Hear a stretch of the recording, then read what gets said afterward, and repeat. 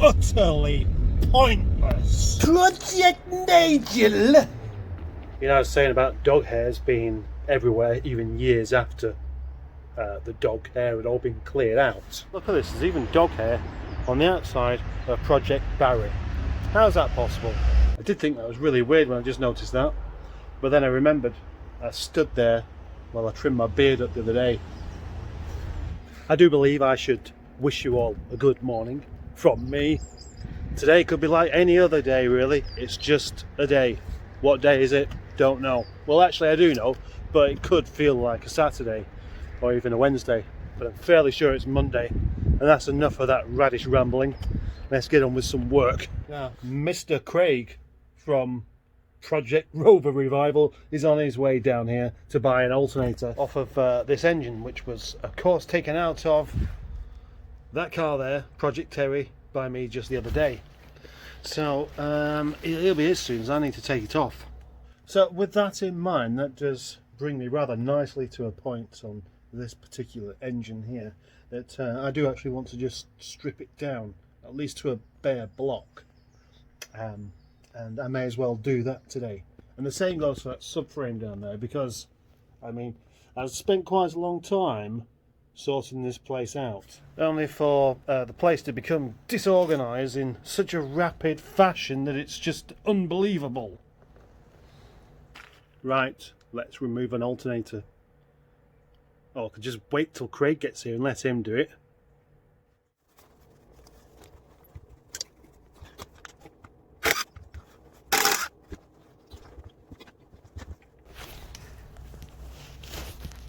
Having taken the plug off, and then what we need to do is drop that on the floor, because yet again I'm trying to do things one-handedly. 13mm socket onto the back of there, and you undo that. Then that is actually everything that's got to come off, and it's just a matter of prising the alternator off of the engine. There we have it. Nice and easy job, that.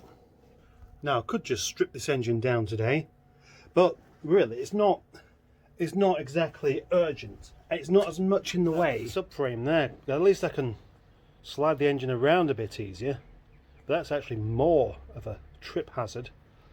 I mean, that really is an accident waiting to happen, that thing, so I reckon I should just get on and pull this apart.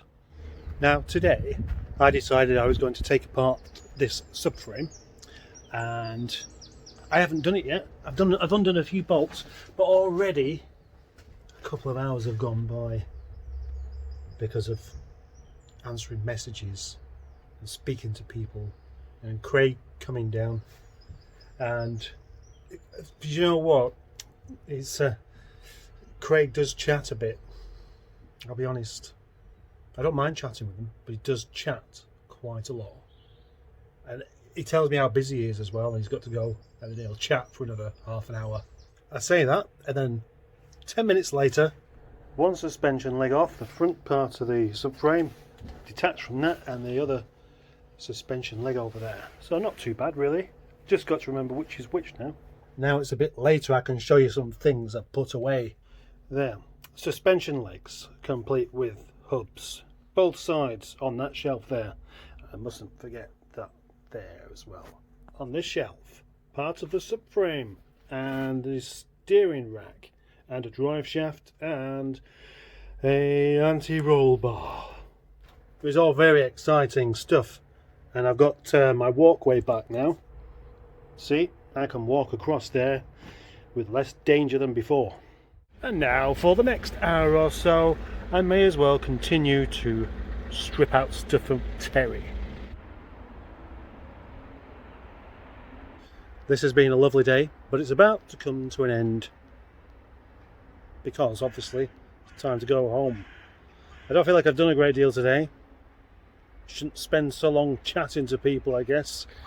There's not really a great deal left on Project Terry to warrant taking now. All the interior's goosed, and it's just, well, a big pile of scrap now. So tomorrow I shall endeavour to get rid of it. backlights are staying on because they're both leaking anyway. And the doors are staying on because there are plenty of ripples down the sides.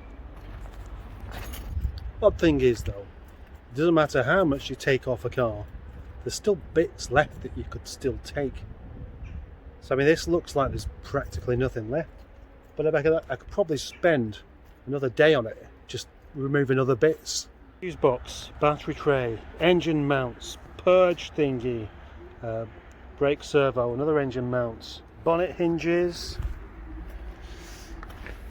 handbrake possibly, well definitely the door latches and the rods, and the back, the rear subframe.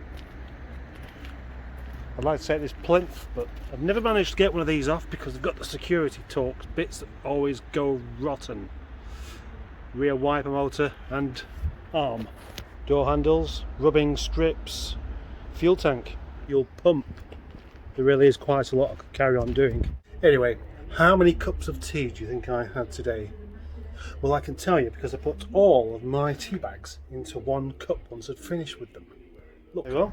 3, 4, 5, 6 cups of tea and 2 cups of coffee. And half a cup of coffee spilt all over a K-series engine and my laptop, just as well it was switched off at the time. Just double checking then that while Craig was down here earlier on, he didn't sneak off with my yellow paper. I didn't think he was going to do, because oddly enough, when I was talking to him about it before, he said having the gold one off of Nigel is great because it means that the ZR that he's got there has now a genuine piece of Project Nigel on it. Yeah, that was the line I was going to spin him if he started trying to get it back, and I didn't need to because he thought of it himself. Good boy. Now if you want to know what happens next with Preject Kev, the one I dropped off at RoverRevival the other day, look on this link in the description and you'll see the new video of what's happened with it. Now I must say actually I'm quite disappointed by that video because they didn't mention its special gold ring off of Nigel. I really thought he was going to do, but he didn't. Oh no.